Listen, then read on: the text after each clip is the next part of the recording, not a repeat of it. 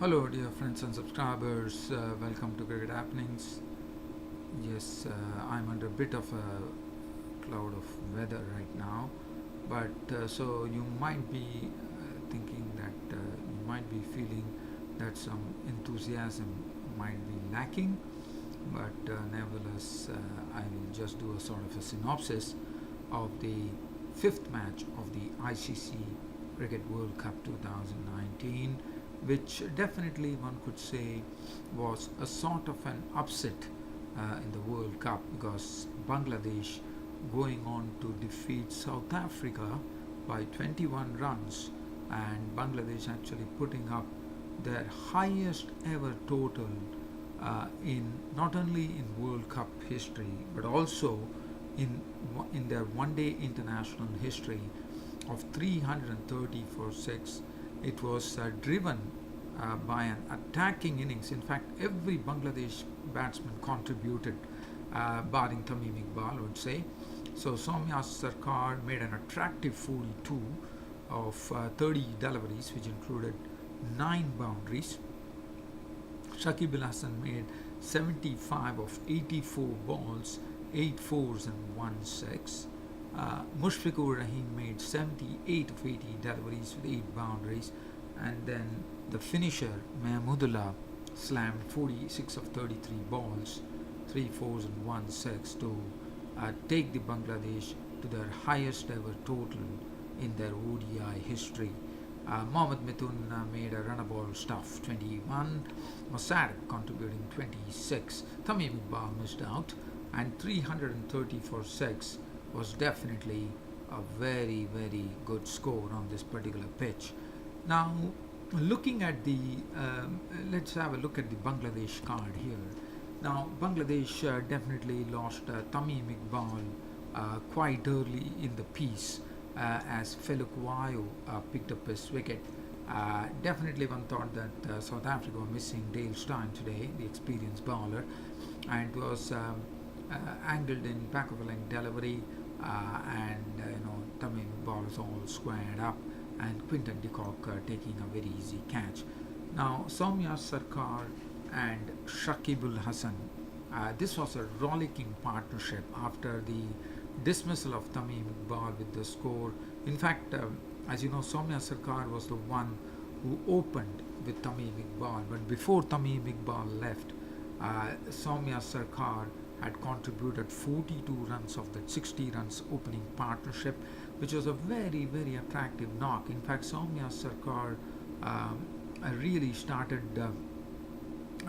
he's someone who has this natural ability to strike the ball, and he pulled Lungi Giri for two beautiful pull shots for boundaries. And that really was saying probably the South Africans were thinking of probably getting the or pricing the Bangladesh batting order with some short stuff, but I thought the Bangladeshi batsmen were absolutely equal to the challenge. Soumya Sarkar was the one who set the tone for the innings with an attractive innings of 42 of just 30 deliveries, which included 9 delectably timed boundaries. And we all know that he's a sweet stroke maker, Soumya Sarkar, and it was very good to see that he went along in a merry manner before finally Morris was the one who actually picked up his wicket and got him caught behind trying to pull the ball, and the ball actually took the glove. But what an innings from Soumya Sarkar, a very attractive knock at that. Shakib, and then we had the two experienced blokes in the middle, Shakib Al Hasan and Mushfiqur Rahim. So 75 for 2 when Soumya Sarkar departed in the 12th over, and then Shakib Al Hasan and the experienced batsman Mushfiqur Rahim got into work pretty quickly as they started chiseling together a partnership. They managed to retrieve the situation, even though it was not as bad a situation in the 12th over with 75 on the board, but then they really put up a wonderful stand which yielded 142 runs, and it also was a record for the it's a record partnership for Bangladesh in World Cup history. Mushfiqur Rahim, well, as you know, he's the one who actually shimmies down the track and hits the bowlers. There was some aggressive stuff coming from him. He also plays very good strokes on the onside. He's very good on the slog sweep, as we all know. Shakib Al Hasan, we all know what a good driver of the ball he is, and how he actually plays his strokes. So Shakib Al Hasan and Mushfiqur Rahim put on a very important partnership of 142 runs that really put the Bangladesh innings on a real pedestal, as the score read 217 in the 36th over, and Shakib Al Hasan's contribution was 75, but when he tried to sweep a delivery from Imran Tahir, he actually met his doom, and Shakib Al Hasan got a ball. Basically, it was a ball which was he tried to expose his stumps, and he wanted to sweep the ball, and in the process missed the ball, and all that could happen was the ball could hit the target, and that was the middle and leg stump. So Shakib Al Hasan was gone bowled by Imran Tahir, 75 for 84 deliveries, 8 fours and 1 6. Now Mushfiqur Rahim was joined in by Mohammad Mithun. Mohammad Mithun really showed some nice improvisation. I thought he's someone who keeps the scoreboard very busy, and that's what he did. He also played one blinding stroke of the bowling of Kagiso Rabada, a slower delivery from Rabada. He dispatched it for a 6. It's good to see also at the boundary. And Mohammad Mithun was not there for quite a long time. He tried to sweep a delivery from Tahir and was bowled round to selects for 21 with 2 fours. But Mushfiqur Rahim was still there at the crease when the other experienced batsman Mahmudullah joined him at the crease. But Mushfiqur Rahim fell a victim to the bowling of Feluk Wayo. Good catch taken by Van der Dussen. And Mushfiqur Rahim's contribution was 78 of 80 deliveries, 8 fours in that knock. And then Mahmudullah and Mossadegh Hussain was at the crease, and we all know that Mossadegh Hussain recently in the final against West Indies in the Ireland, where Bangladesh won the tournament, Mossadegh Hussain slapped 5 sixes, as you would all remember. So definitely it was game on with 250 for Mushfiqur and 8 overs, and I thought it the ideal time for this youngster Mossadegh Hussain to be there to garner as much runs as possible. But well, his contribution was 26 of 20 deliveries, included 4 boundaries. But Mahmudullah was the one who really stuck into the South African bowling to see to it that Bangladesh reached their highest ever total in their ODI history, which was 330 for 6 of their 50 overs. Mahmudullah's contribution being an unbeaten 46 of just 33 deliveries, included 3 fours and 1 6. Mehdi Hasan Miraz is not out on 5, and Bangladesh definitely had given themselves a chance when they made their highest ever total in ODI history. Now, looking at the bowling card for the South African, Lungi Giri, who was taken to the cleaners, who was really given very cavalier treatment, especially by Soumya Sarkar, unfortunately could not bowl any further in the match, and that's the precise reason Markram had to be summoned to bowl. So Lungi Giri, 4 overs none for 34. He was not looking effective at all, and I'm told he's out not of the World Cup, out for at least a week or 10 days, and that's not good news for South Africa. Rabada today looked a bit out of sorts, one could say. 10 overs, no made none for 57. Feluk Wayo, 10 overs, 1 made 2 for 52. Well, Morris went for a lot of runs. 10 overs, 2 for 73. Markram, 5 overs, none for 38. Imran Tahir took those 2 wickets, important wickets, 2 for 57, and doing none for 10.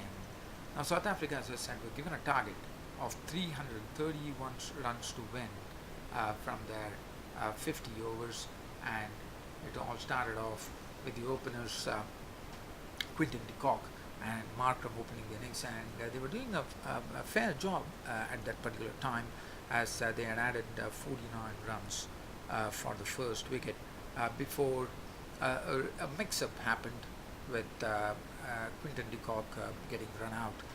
It was basically de Kock was actually trying to cut the delivery, and he got a thin edge. It was put down.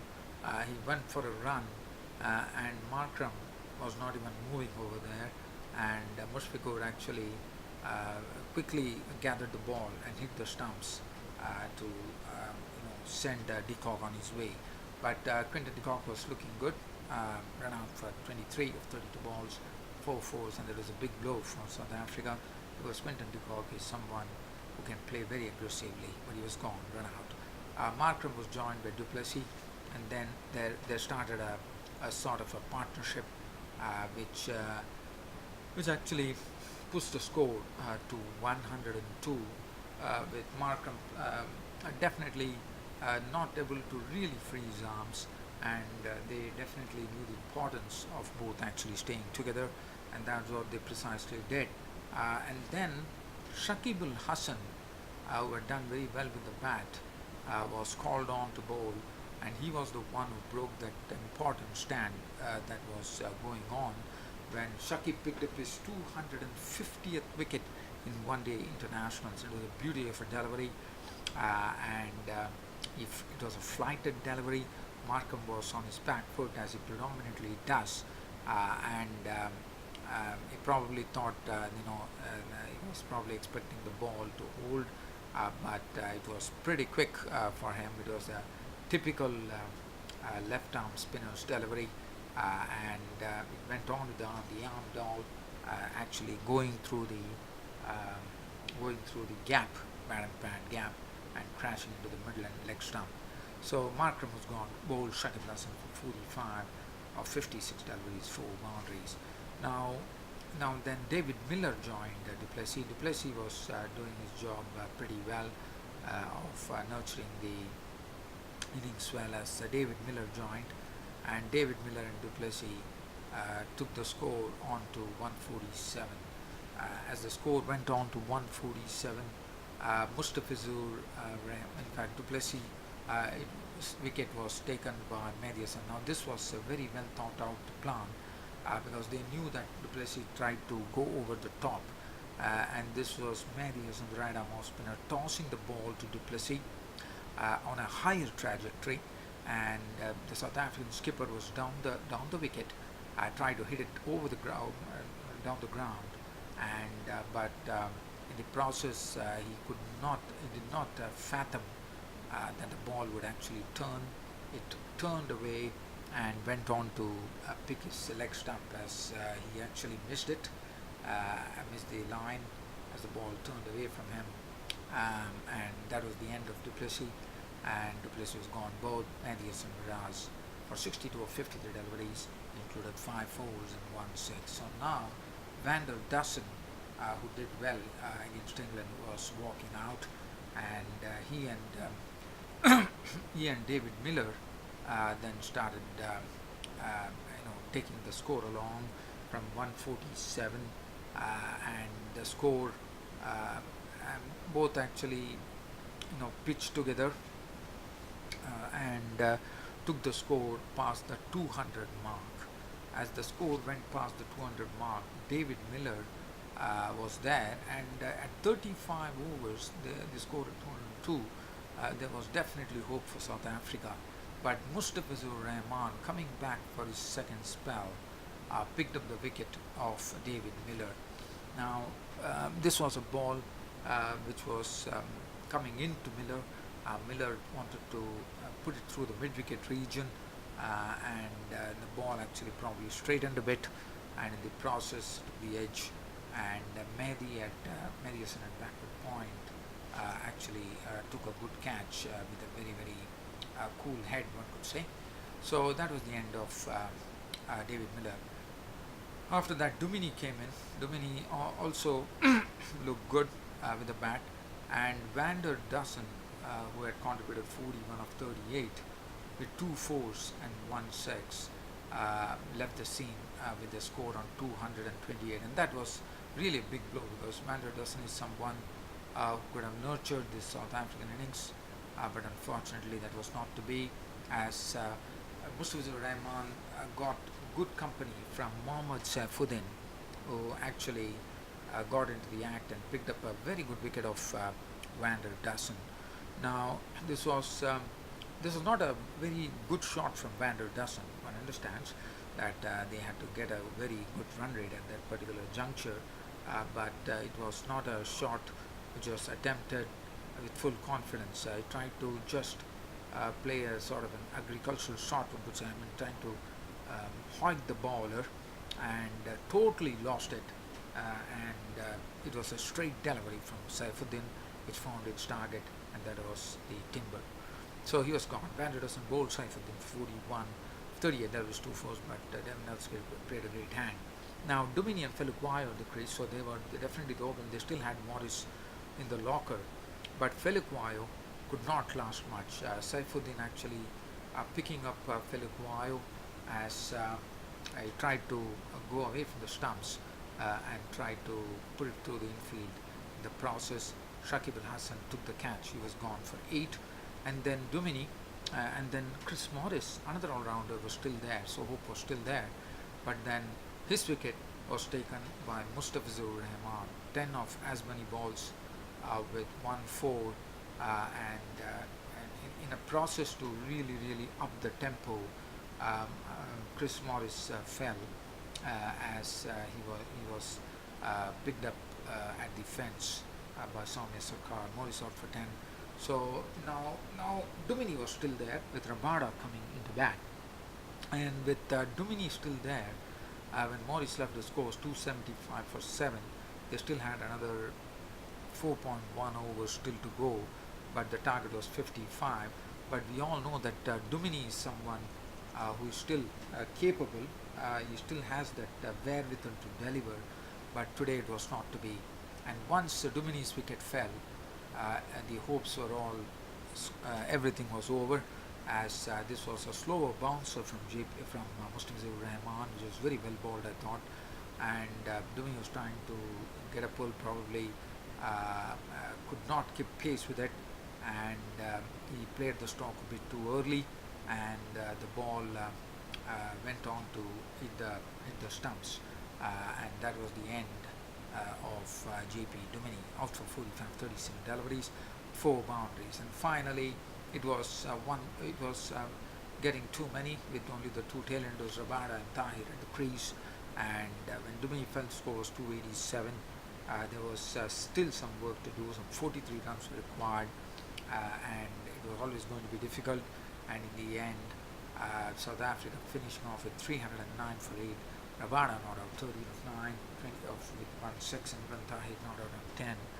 And that was the end of the match, with the South Africans losing their second consecutive match in this World Cup. And as you would know, South Africa have not started the campaign on the right note at all, because as you know, South Africans are the ones who have been really hungry and hunting to get the World Cup, as they've never won a World Cup, as you know, but and they've come very close, but yet so far. That's the situation. But today, after losing 2 consecutive matches in the World Cup, the South Africa is not looking good, and the next match is against India. Let's look at the bowling there. Mustafizur Rahman was costly, but he picked up 367 of his quota of 10 overs. Mehdi Hasan Miraz bowled well, 10 overs, 144. Saifuddin did a good job, 8 overs, 157. Shakib Al Hasan getting the Man of the Match award for his batting as well as his bowling and some good fielding as well. 10 overs, 1 for 50.